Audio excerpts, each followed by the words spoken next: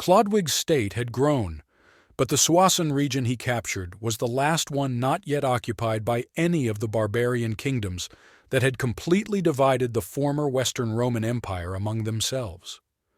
All these kings, their numerous relatives and associates, having adopted Arianism, separated from the general mass of the population both on national and religious grounds, creating something like a caste of warriors and rulers, to get into which it was almost impossible.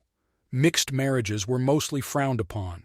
Religious conversion to Catholicism was considered something like voluntary civil suicide. The population was clearly, by language, by nationality, by culture, and by religion, divided into their own, strangers, and slaves. In those years in Italy, the Ostgoths of Theodoric the Great confidently pressed the barbarians of Odoacer, although the courageous king of Italy was able to delay the war for 5 years, and to this desperate resistance should be sure to devote our next video. Still, the kingdom of the Ostgoths, related to the Goths from Spain and southern Gaul, was about to be defeated in Italy, after which the numerous Goths were beginning to control much of the entire West, and this threatened Chlodwig and all the other small kingdoms with mortal danger. The Franks continued to remain divided into many small kingdoms. Chlodwig's kingdom had grown from the lands he had conquered and was already very authoritative, so when the eastern Ripuarian Franks were attacked by their neighbors, the Thuringians, Chlodwig was called in to help.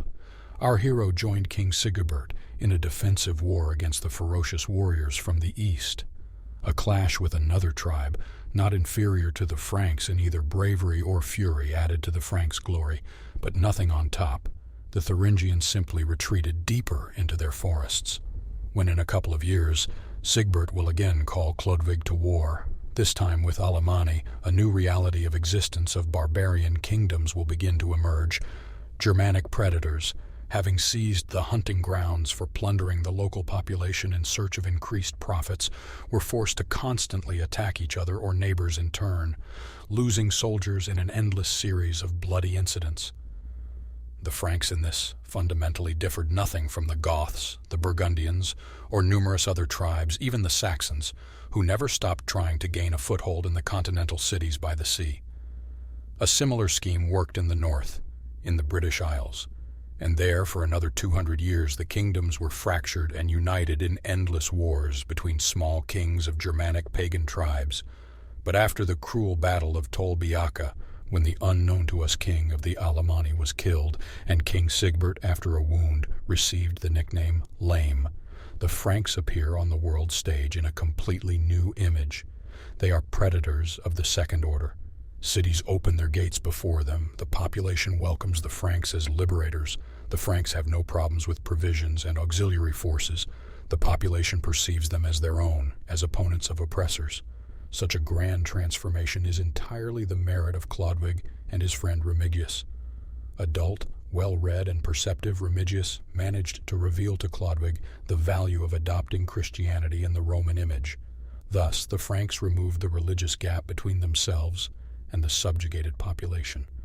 The robbery of the subjugated peoples became more complicated, but it opened the prospects of easy capture of vast territories of the former empire, where ordinary citizens, traders, farmers, artisans, and creative people hated the Aryan who conquered them, year by year more and more greedy and cruel.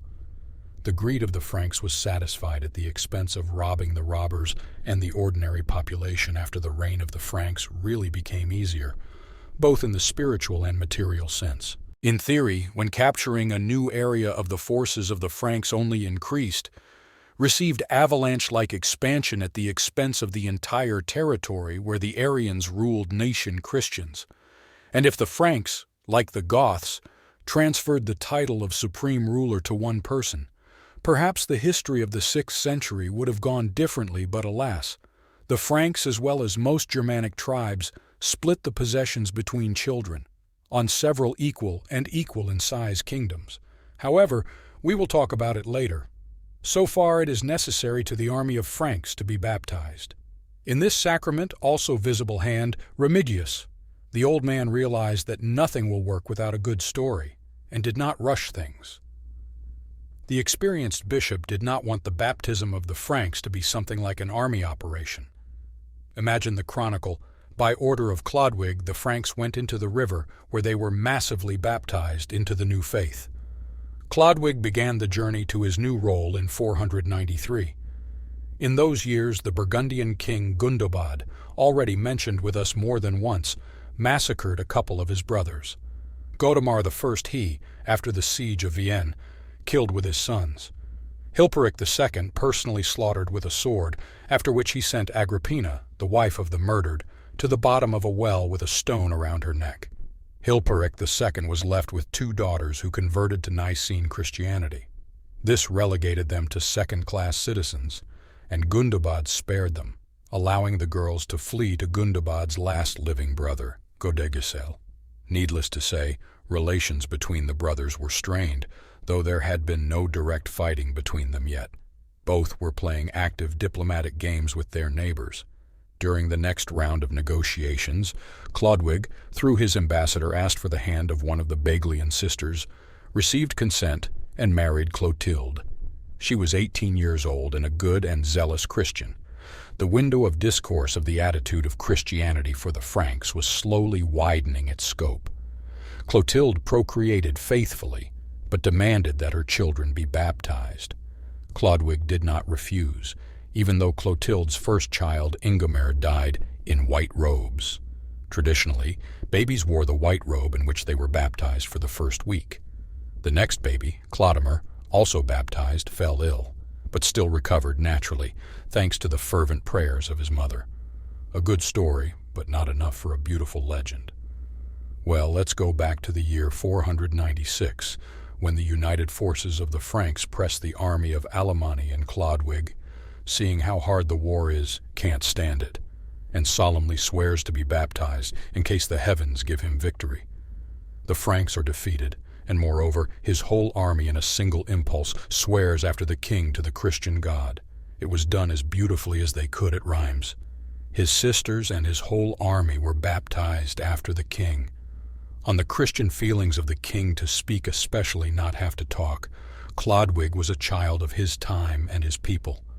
When wise in rhetoric, Remigius, as accessible as possible, explained to the king the history of Christ, he said, "Had I been there with my soldiers, we would not have let Jesus be killed." And this satisfied the bishop, who realized that the king had figured out who was good and who was bad. The newfound good Christian annexed the northern regions of the Alemanni. Just as the priests had predicted, the new areas welcomed the liberators enthusiastically. The remaining Alemanni sought the patronage of the powerful King Theodoric the Great. So everywhere in the south, the Franks bordered on the domains of the Goths or their tributaries. Whether with popular support, the army of the Franks will defeat the huge allied states of the Visigoths and Ostgoths, we will learn further.